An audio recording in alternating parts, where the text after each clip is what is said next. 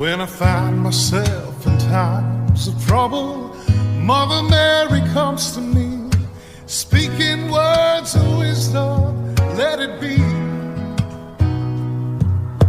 And in my hour of darkness, she is standing right in front of me, speaking words of wisdom, let it be.